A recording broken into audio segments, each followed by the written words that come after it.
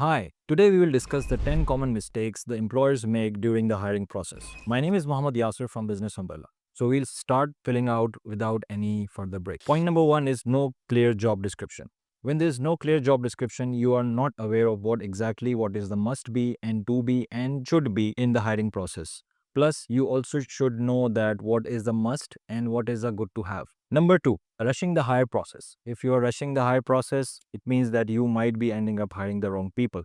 So you have to take your time, take your decisions, evaluate them, discuss them, and take the right action. Number three, focusing on just the skills and not the cultural fit. Cultural fit is very, very important because if you're entering someone from outside in your organization, you don't want someone to change the style of the management and you don't want the disruption in the existing work, but to enhance it. So you have to make sure that the cultural fit is there, which means that they are adjusting according to the existing employees. They know what is allowed, what is not allowed, and they respect the culture of different nationalities, different people, gender equality, as well as appreciation within the team. Number four, ignoring the red flags during the hiring process and during the interviews. If the candidate is not showing enough motivation and is lean towards their own benefits more than the organization benefits, it's a big red flag. Plus, there are other red flags in personality which should be observed, and what are the values of the person you are hiring, what they carry, because if they don't align with the values, they might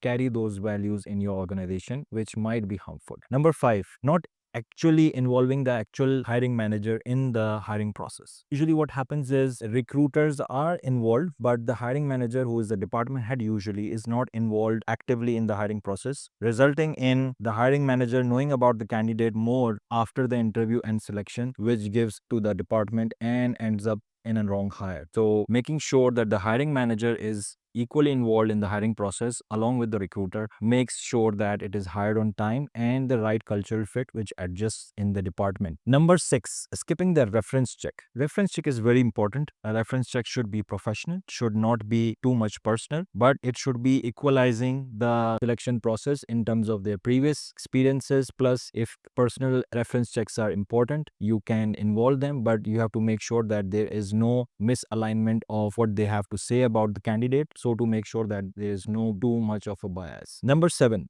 being vague about the compensation during the interview process. You should be very much clear about what you're offering and what are the growth plans for the employees so that they can feel motivated about what they are signing up for.